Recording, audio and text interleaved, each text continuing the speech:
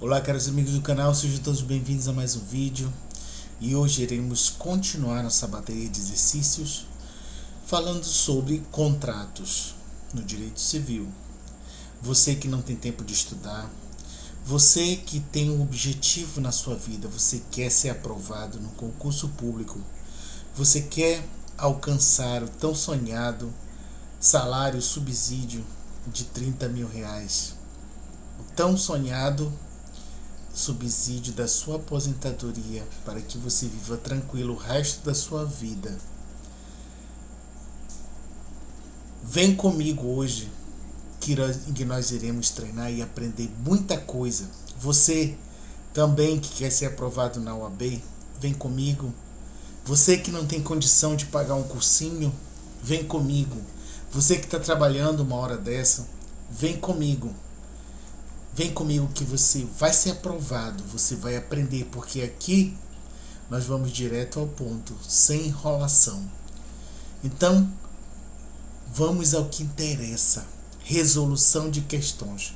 Você aprende muito através de resolução de questões. Estamos iniciando essa bateria de exercícios e vamos resolver muitas questões e depois iremos também para o estudo da lei, o estudo da jurisprudência, para que nós estejamos bem preparados quando chegar a hora do seu concurso, da sua prova da OAB, da sua prova da magistratura, você estará bem preparado. Então, vamos nessa. Primeira questão. No meio de contrato verbal, João alugou uma bicicleta a José. Por meio de contrato verbal, João alugou sua bicicleta a José, que se comprometeu a pagar o aluguel mensal de R$ 100, bem como a restituir a coisa alugada ao final do 6º mês de locação. Só que, olha o que aconteceu. Antes de esgotado o prazo do contrato de locação, João deseja celebrar contrato de compra e venda com Otávio, de modo a transferir imediatamente a propriedade da bicicleta. Não obstante, a coisa permanece na posse direta de José. Entende-se que, então, olha só o que diz o teor dessa questão. Foi feito o contrato verbal de locação, olha. Por meio de contrato verbal, João alugou sua bicicleta a José, que se comprometeu a pagar o aluguel mensal de R$ 100, bem como a restituir a coisa alugada ao final do 6º mês de locação. Só que antes de esgotado o prazo do contrato de locação, João deseja celebrar contrato de compra e venda com Otávio, um terceiro, de modo a transferir imediatamente a propriedade da bicicleta. Não obstante, a coisa permanece na posse direta de José. Entende-se que, letra A, o adquirente Otávio, caso venda a bicicleta antes de encerrado o prazo de locação, deve obrigatoriamente depositar o preço em favor do locatário José. Nada a ver, né? Letra B. João não pode celebrar contrato de compra e venda da bicicleta antes de encerrado o prazo de locação celebrada com José. Também, nada a ver. O contrato de locação não impede que o dono da bicicleta venda a bicicleta para um terceiro. Letra C. É possível transmitir imediatamente a propriedade para Otávio, terceiro, por meio da estipulação no contrato de compra e venda da cessão do direito à restituição da coisa em favor de Otávio. Então, olha só, preste muito bem atenção nessa alternativa. É possível transmitir imediatamente a propriedade para Otávio por meio da estipulação no contrato de compra e venda da cessão do direito à restituição da coisa em favor de Otávio. A coisa já será restituída em favor de Otávio. Então, vamos ver o que diz aqui a estipulação. Olha, o instituto da estipulação no contrato de compra e venda refere-se à cláusula que permite que uma parte, chamada estipulante, designe um terceiro como beneficiário do contrato. Isso significa que, embora o contrato seja firmado entre o estipulante e o promitente, a obrigação pode ser cumprida em benefício do terceiro que não participa diretamente do contrato. Olha só. O instituto da estipulação no contrato de compra e venda refere-se à cláusula que permite que uma parte, chamada estipulante, designe um terceiro como beneficiário do contrato. Isso significa que, embora o contrato seja firmado entre o estipulante e o promitente, a obrigação pode ser cumprida em benefício do terceiro que não participa diretamente do contrato. Então, isso explica a nossa resposta aqui, letra C, mas vamos ler a letra D também. É possível transmitir imediatamente a propriedade para Otávio por meio da estipulação no contrato de compra e venda do constituto possessório em favor de Otávio. Não, porque se o contrato foi celebrado aqui no início, aqui, ó, contrato entre José, olha, o João alugou para José. Então, o que vai acontecer? Através da estipulação, o benefício da restituição é transferido para Otávio. E não aqui o caso do constituto possessório em favor de Otávio, não. A posse continuará com João, que alugou a bicicleta. João que alugou a bicicleta a José. Então a posse continuará com José. Vamos ver aqui. Letra A incorreta, pois José não é proprietário da bicicleta, mas mero locatário desta. Letra B incorreta, pois o bem não se torna inalienável só pelo fato de estar locado a terceiro. Olha só. A letra B está incorreta, pois o bem não se torna inalienável só pelo fato de estar locado a terceiro. E a letra C correta, em geral, a propriedade da coisa móvel só se transfere com a tradição física da coisa, porém, a lei subentende a tradição quando o transmitente João cede ao adquirente José o direito à restituição da coisa que se encontra na posse de terceiro José, nos termos do artigo 1267 caput e parágrafo único, segunda parte do Código Civil Brasileiro. Então, olha só. Letra C está correta. Em geral, a propriedade da coisa móvel só se transfere com a tradição física da coisa. Em geral, a propriedade da coisa móvel só se transfere com a tradição física da coisa. Porém, a lei subentende a tradição quando o transmitente João cede ao adquirente Otávio o direito à restituição da coisa que se encontra na posse de terceiro José, nos termos do artigo 1267 caput e parágrafo único, segunda parte do Código Civil. E a letra D está incorreta, pois subentende-se a tradição no constituto possessório quando o transmitente João continua a possuir o que não se coaduna com o texto da alternativa.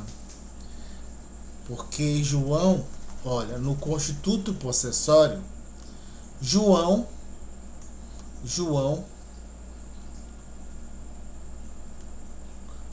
o transmitente João continua a possuir, não é o caso.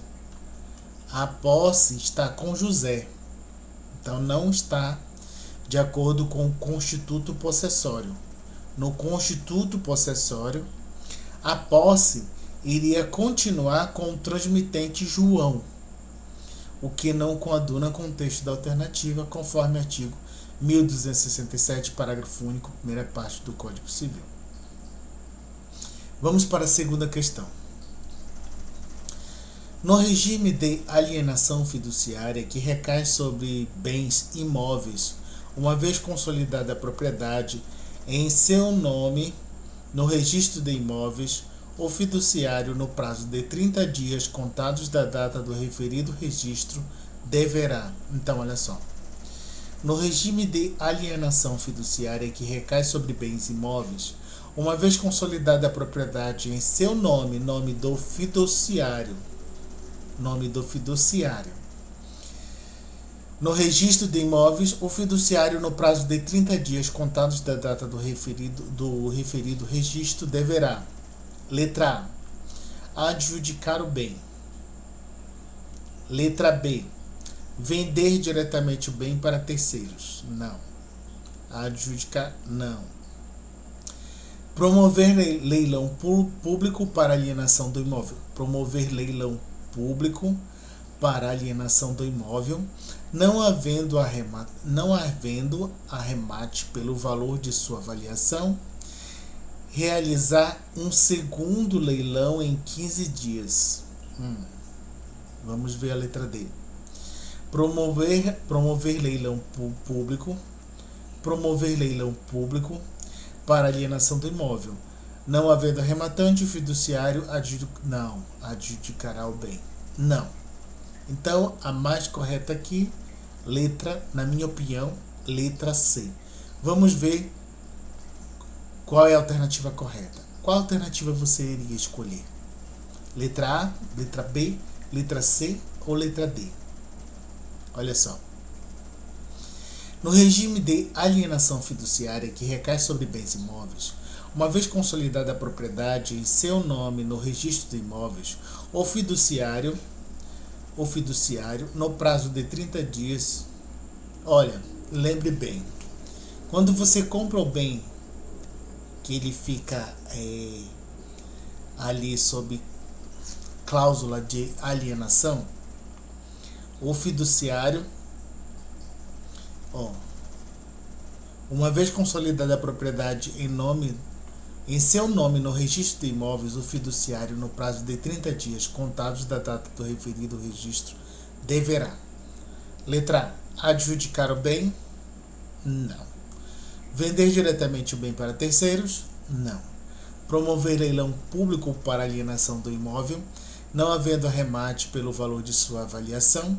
Realizar um segundo leilão em 15 dias. Letra C. Vamos lá. De acordo com o artigo 27 da Lei 9.514 de 97, uma vez consolidada a propriedade em nome do fiduciário, este, no prazo de 30 dias mencionado, promoverá leilão público para alienação do imóvel. Todavia, se o primeiro público leilão de maior lance oferecido for inferior ao valor do imóvel, será realizado um segundo leilão nos 15 dias seguintes. Nesse segundo leilão, será aceito o maior lance oferecido, desde que igual ou superior ao valor da dívida, das despesas, dos prêmios de seguro, dos encargos legais, inclusive tributos, e das contribuições condominiais. Assim, estão incorretas as alternativas que falam em adjudicação do imóvel pelo fiduciário e também a que prevê a venda direta do bem para terceiros, independentemente de leilão público. E está a correta alternativa, que assegura que haverá leilão público se o caso, um segundo leilão público. Então, olha, de acordo com o artigo 27 da Lei 9.514 de 97, uma vez consolidada a propriedade em nome do fiduciário, este, no prazo de 30 dias mencionado, promoverá leilão público para alienação do imóvel. Todavia, se o primeiro leilão público, o maior lance oferecido for inferior ao valor do imóvel, será realizado um segundo leilão nos 15 dias seguintes. Nesse segundo leilão, será aceito o maior lance oferecido, desde que igual ou superior ao valor da dívida, das despesas, dos prêmios do seguro, dos encargos legais, inclusive tributos, e das contribuições condominiais. Assim, estão incorretas as demais alternativas. Então, esse é o critério. Será promovido o leilão público. Olha, uma vez consolidada a propriedade em nome do fiduciário, este, no prazo de 30 dias mencionado, promoverá leilão público para alienação do imóvel. Todavia, se o primeiro leilão público, o maior lance oferecido, for inferior ao valor do imóvel, será realizado um segundo leilão nos 15 dias seguintes. Nesse segundo leilão, será aceito o maior lance oferecido, desde que igual ou superior ao valor da dívida, das despesas, dos prêmios do seguro, dos encargos legais, inclusive tributos, e das contribuições condominiais. Vamos para a próxima questão. Jeremias e Antônio moram cada um em uma margem do rio Tatuapé. Com o passar do tempo, as chuvas, as estiagens e a erosão do rio alteraram a área da propriedade de cada um. Dessa forma, Jeremias começou a se questionar sobre o tamanho atual de sua propriedade. Se houve aquisição, diminuição, o que deixou Antônio enfurecido, pois nada havia feito para prejudicar Jeremias. Ao mesmo tempo, Antônio também começou a notar diferença em seu terreno na margem do rio. Ambos questionaram se não deveriam receber alguma indenização do outro. Então, de acordo com este cenário, sobre a situação apresentada, assinale a alternativa correta. Então, olha só. Letra A. Trata-se de aquisição por aluvião, uma vez que corresponde ao acréscimos trazidos pelo rio de forma sucessiva e imperceptível, não gerando indenização a ninguém. Olha, a alternativa A me parece a alternativa correta, mas vamos às demais alternativas. Letra B. Se for formada uma ilha no meio do rio Tatuapé, pertencerá ao proprietário do terreno de onde aquela porção de terra se deslocou. Letra C. Trata-se de aquisição por avulsão e cada proprietário adquirirá a terra trazida pelo rio mediante indenização do outro ou se ninguém tiver reclamado após o período de 1 ano. Se o rio Tatuapé secar, adquirirá a propriedade da terra aquele que primeiro a tornar produtiva de alguma maneira, seja como moradia ou como área de trabalho. Olha, qual alternativa você escolheria? Eu vou na letra A. Olha a questão. Jeremias e Antônio moram, cada um em uma margem do rio Tatuapé. Com o passar do tempo, as chuvas, as estiagens e a erosão do rio alteraram a área de propriedade de cada um. Dessa forma, Jeremias começou a se questionar sobre o tamanho atual de sua propriedade, se houve aquisição ou diminuição, o que deixou Antônio enfurecido, pois nada havia feito para prejudicar Jeremias. Ao mesmo tempo, Antônio também começou a notar diferenças em seu terreno na margem do rio.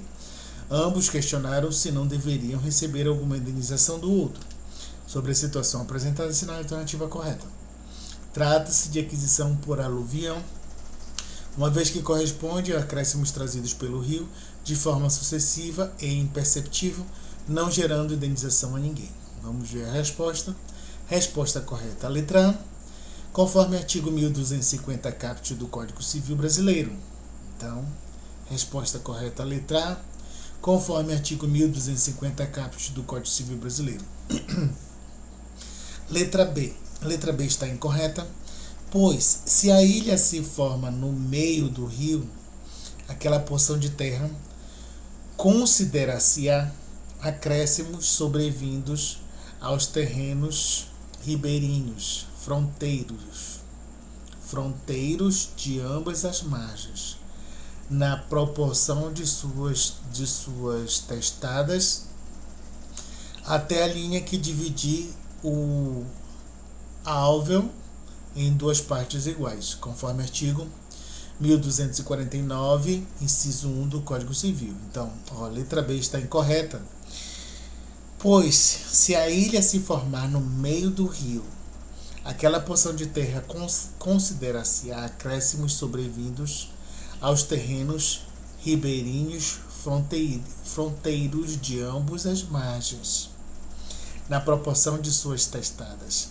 até a linha que dividiu o alvéolo em duas partes iguais. Então, teria que ser dividida essa ilha que formou no meio do rio.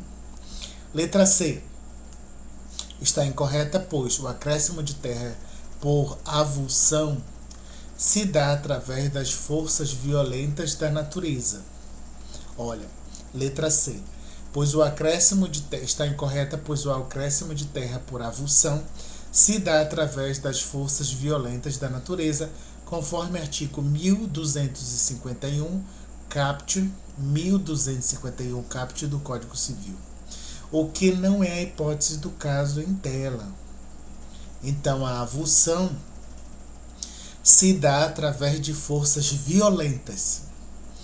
Prestem muita atenção que como que nós vamos aprendendo muito através da resolução e através do comentário de cada alternativa de uma questão. Você vai aprendendo, e se vier uma alternativa de modo diferente na sua prova, você com certeza irá acertar.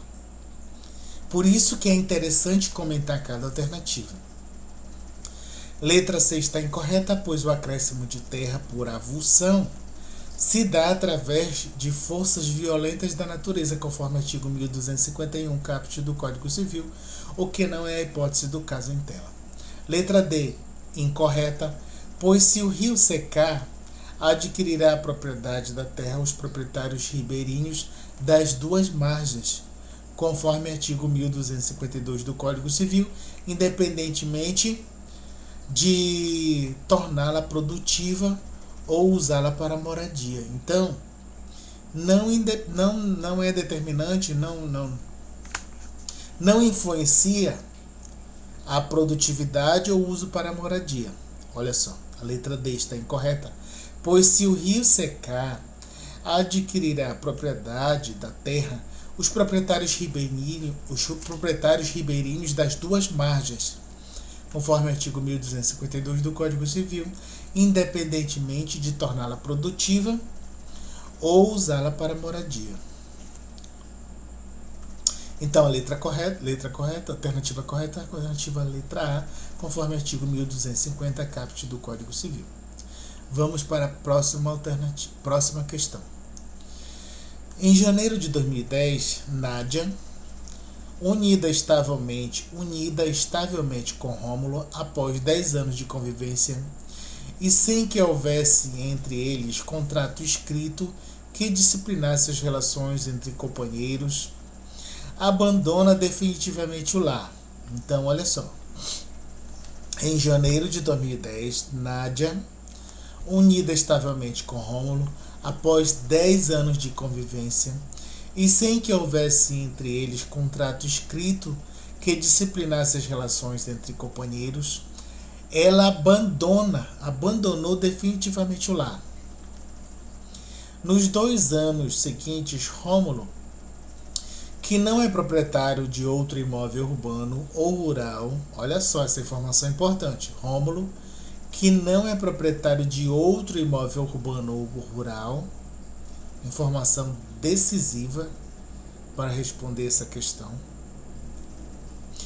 O Rômulo continuou ininterruptamente e sem oposição de quem quer que fosse na posse direta e exclusiva do imóvel urbano com 200 metros quadrados, cuja propriedade dividia com Nádia e que servia de moradia do casal. Em março de 2012, Rômulo, que nunca havia ajuizado ação de uso capião de qualquer espécie contra quem quer que fosse, ingressou com ação de uso capião, pretendendo o reconhecimento judicial para adquirir integralmente o domínio do referido imóvel. Diante dessa situação hipotética, assinar a alternativa correta, ou seja, Nádia abandonou o imóvel, que era do casal, foi embora, e Rômulo continuou vivendo normalmente, sem oposição, os 2 anos seguintes, e após esses 2 anos, Rômulo, ele ajuiza ação de uso capião, requerendo a posse exclusiva, o domínio, integralmente o domínio do referido imóvel. Diante dessa situação hipotética, essa é a alternativa correta. Vamos lá. Letra A. A pretensão da aquisição do domínio integral do imóvel por Rômulo é infundada. Já essa alternativa você já elimina, porque ela não é infundada. Nádia abandonou e Rômulo permaneceu no imóvel familiar sem que ele tivesse a posse de outro imóvel, sem que ele fosse proprietário de outro imóvel, tanto rural quanto urbano, sendo que esse imóvel ele está dentro de 200 metros quadrados, ou seja, dentro do limite máximo de 250 metros quadrados. Imóvel familiar. Então, a pretensão de aquisição de Rômulo integral do imóvel por a pretensão de aquisição do domínio integral do imóvel por Rômulo é não. Então, nem leia o restante para não perder tempo. Letra B. A pretensão de aquisição do domínio integral do imóvel por Rômulo é infundada? Não também. Letra D. A pretensão de aquisição do domínio integral por Rômulo é infundada? Não. Letra C, não. Então, nem letra A, nem letra B, nem letra C. Então, só pode ser a letra D. A pretensão de aquisição do domínio integral do imóvel por Rômulo preenche todos os requisitos previstos no Código Civil. Alternativa correta, na minha opinião. Qual alternativa você escolheria? Letra A, letra B ou letra C? Eu vou na letra D. Vamos lá. Segundo o artigo 1240-A do Código Civil, introduzido pela Lei 12.424 de 2011, aquele que exercer por 2 anos ininterruptos e sem oposição posse direta com exclusividade sobre o imóvel urbano de até 250 metros quadrados, cuja propriedade dividia com o ex-cônjuge ou ex-companheiro que abandonou o lar, utilizando-o para sua moradia ou de sua família, adquirir-lhe-á o domínio integral, desde que não seja proprietário de outro imóvel urbano ou rural. Então, olha só. Segundo o artigo 1240-A do Código Civil, introduzido pela Lei 12.424 de 2011, aquele que exercer por 2 anos ininterruptos e sem oposição posse direta com exclusividade sobre o imóvel urbano de até 250 metros quadrados, cuja propriedade dividia com o ex-cônjuge ou ex-companheiro que abandonou o lar, utilizando-o para sua moradia ou de sua família, adquirir-lhe-á o domínio integral, desde que não seja proprietário de outro imóvel urbano rural. Assim, a alternativa A está correta. Assim, a alternativa A está incorreta, pois bastam 2 anos. A alternativa B está incorreta, pois o abandono do lar é requisito para uso capião em tela. Letra C está incorreta, pois o dispositivo citado não traz distinção de regime de casamento. E a alternativa, olha só, isso é importante. A letra C está incorreta, pois o dispositivo citado não traz distinção de regime de casamento. E a letra D está correta, pois de fato Rômulo preencheu todos os requisitos da uso capião especial urbana familiar, olha só.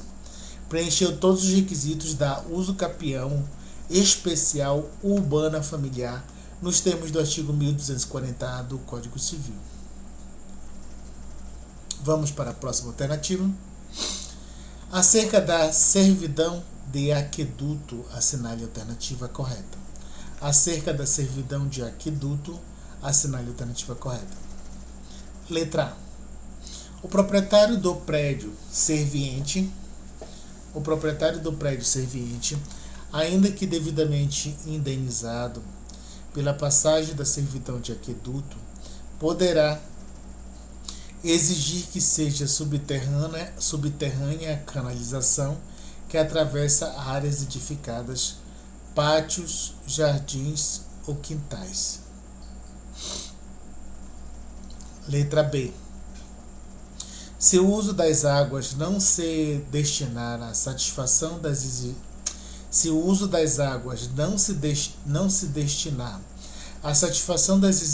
primárias, o proprietário do aqueduto não deverá ser indenizado pela retirada das águas supérfluas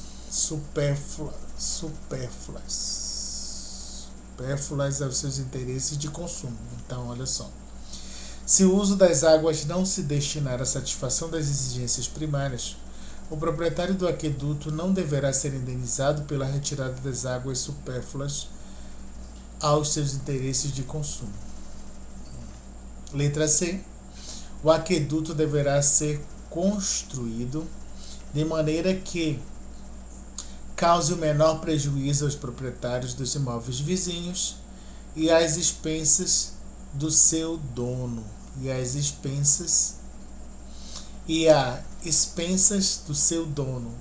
Mas a quem não incumbe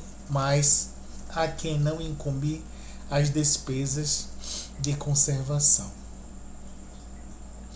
O aqueduto deverá ser construído de maneira que cause o menor prejuízo aos proprietários dos imóveis vizinhos e às expensas do seu dono, mas a quem não incumbe as despesas de conservação.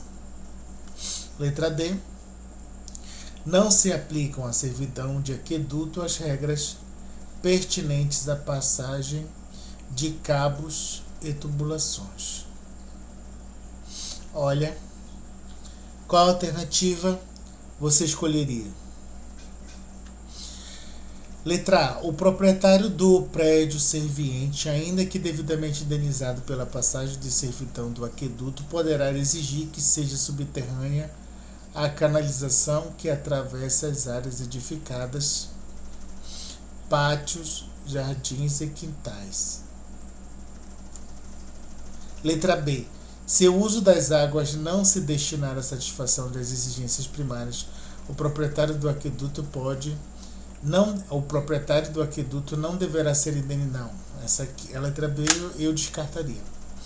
Letra C. O aqueduto deverá ser construído de maneira que cause o menor prejuízo aos proprietários dos imóveis vizinhos e às expensas do seu dono. Mas a quem não incumbem as despesas... Não, é errado. As despesas de conservação também estão às expensas do dono do aqueduto. Não se aplicam à servidão do aqueduto? Não, esse aqui também não. Então, eu iria na letra A. Qual letra você escolheria? Qual a alternativa? Então, vamos para a resposta. Letra A está correta, conforme artigo 1293, parágrafo 2º do Código Civil. Olha, letra A está correta. Letra A.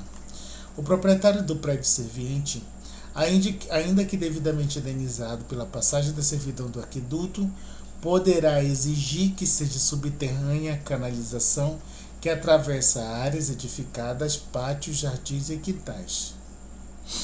Correto.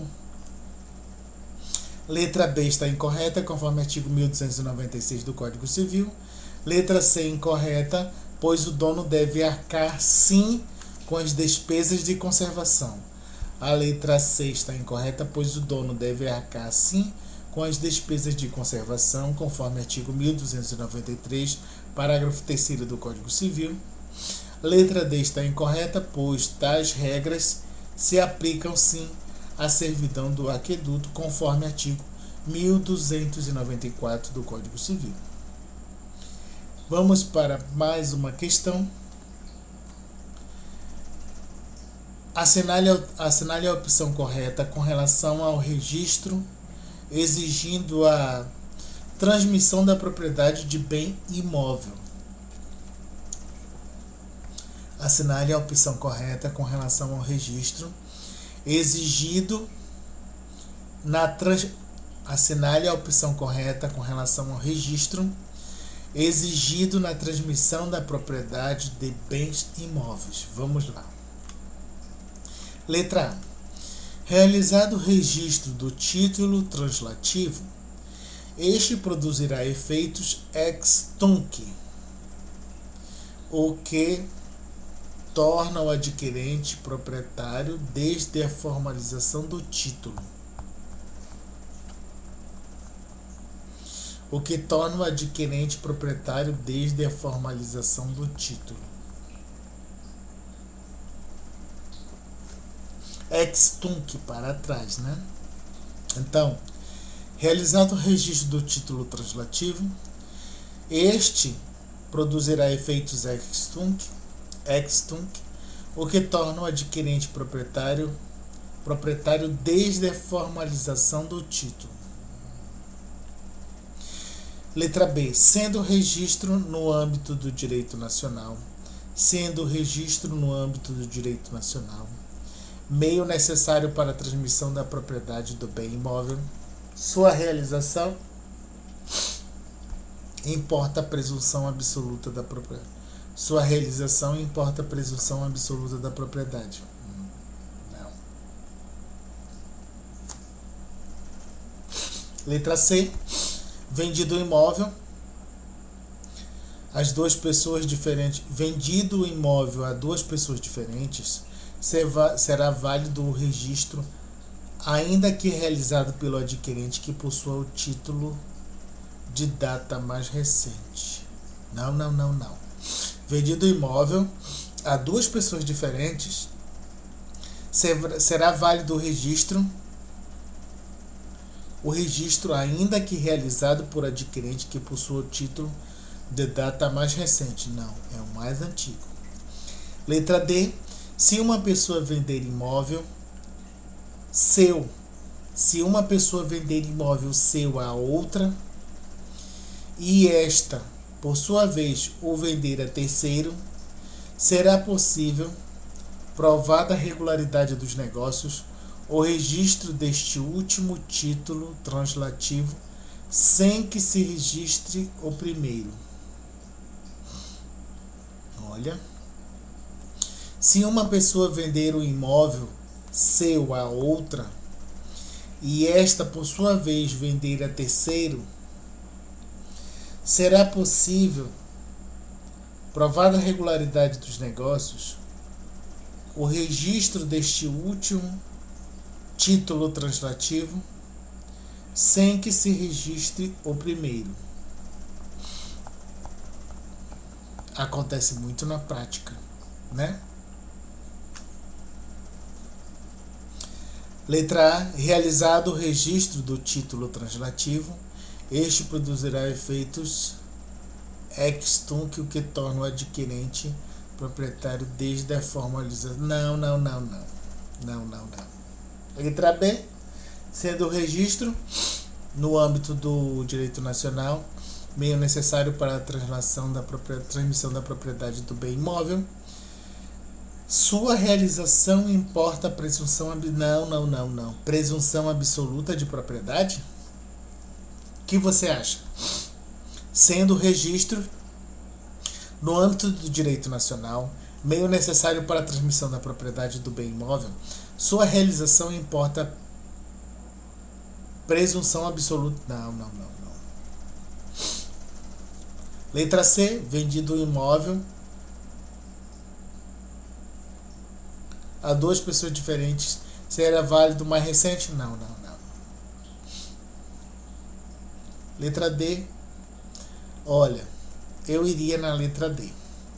Qual letra você escolheria? Qual alternativa você marcaria? Então vamos à correção.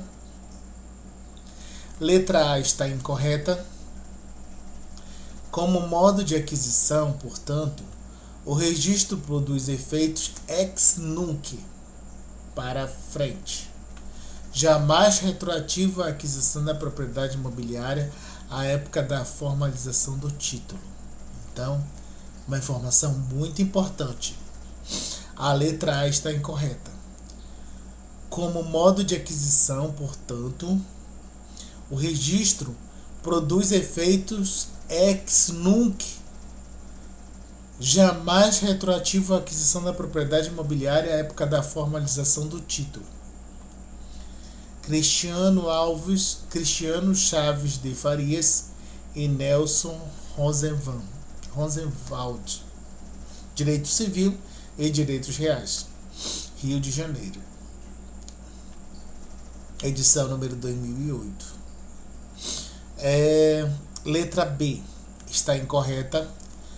A força probante do registro induz presunção juris tantum da propriedade, produzindo todos os efeitos legais enquanto não cancelado. Cristiano Chaves de Farias e Nelson Rosenwald. Então a letra B está incorreta. A força probante do registro induz presunção juris tantum da propriedade, produzindo todos os efeitos legais enquanto não cancelado. Não é presunção absoluta. Letra C está... olha, a letra C está correta. Quem primeiro registra é considerado proprietário. Quem primeiro registra é considerado proprietário. Regra que decorre do chamado princípio da preferência de registro. Então, olha só, letra C. Vendido o imóvel a duas pessoas diferentes, será válido o registro, ainda que é realizado pelo adquirente que possua o título. Será válido o registro, ainda que realizado pelo adquirente que possua o título da data mais recente. Ah, tá. Entendi. Olha só. Vendido o imóvel a duas pessoas diferentes, será válido o registro, ainda que realizado pelo adquirente que possua o título de data mais recente, ou seja, o que primeiro realizou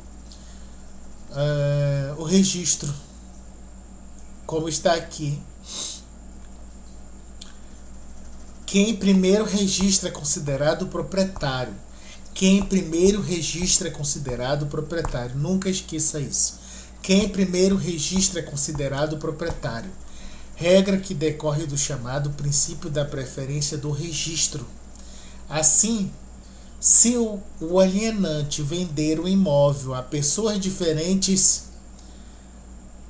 adquiri-lo-á o primeiro que registrar.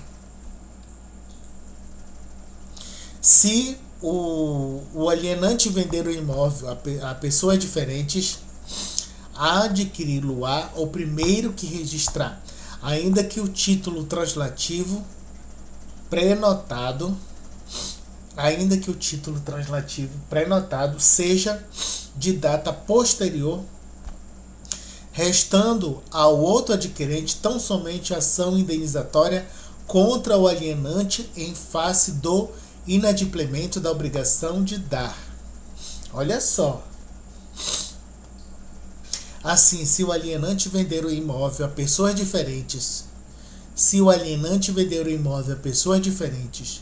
adquiri-lo-á o primeiro que registrar, ainda que o título translativo pré-notado seja de data posterior, restando ao outro adquirente tão somente ação indenizatória contra o alienante em face do inadimplemento da obrigação de dar.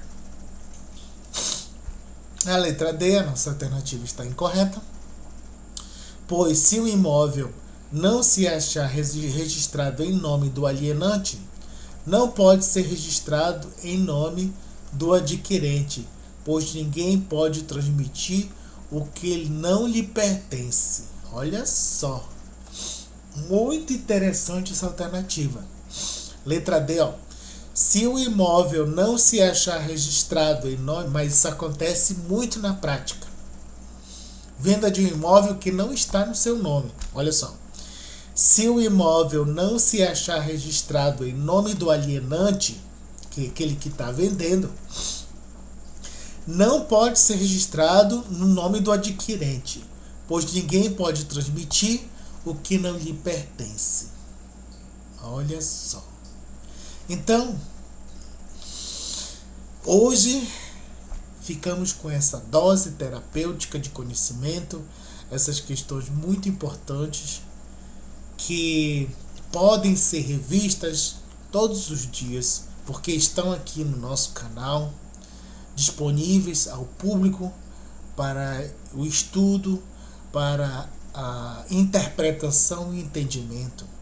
Temos que treinar todos os dias resolução de questões, interpretação, entendimento dessas questões, porque no dia da prova ou no momento do lançamento do edital do seu concurso, você já estará preparado para resolver todas essas questões e ser aprovado no tão sonhado concurso que você deseja. Você que está trabalhando, uma hora dessa, 3 horas da manhã, você que está trabalhando, você que está dirigindo o seu carro, você que está no seu ambiente de trabalho, aproveite esse momento agora, coloque seu fone de ouvido, se você puder, um minuto que você resolve uma questão, você está aprendendo, você aprende muito. Isso é decisivo. Se você não tem tempo para ir a um cursinho, se você não tem tempo para largar o seu trabalho e dedicar exclusivamente a um cursinho, vem comigo, que eu vou te preparar para você ser aprovado no concurso que você tanto deseja. Então, curte e compartilhe esse vídeo com seus amigos. Não deixe de se inscrever no canal, deixar o seu joinha, para que o YouTube entenda que esse vídeo é relevante para a nossa comunidade acadêmica, para os nossos trabalhadores, estudantes, pessoas que estão trabalhando, pessoas que precisam manter sua família, mas que têm um objetivo de almejar algo maior, aquelas pessoas que têm uma perspectiva e almejam alcançar o tão salário que tanto desejam de um concurso público ou a aprovação na OAB. Então, agradeço imensamente a atenção, a participação de todos. Foi pensando em vocês que eu gravei esse vídeo e espero que tenha sido útil esse aprendizado que eu tenha trazido, um conhecimento que você ainda não possuía, e agora você possui esse conhecimento e vai ser útil para a sua carreira, para o seu concurso e para a sua aprovação. Muito obrigado, só tenho a agradecer. Muito obrigado.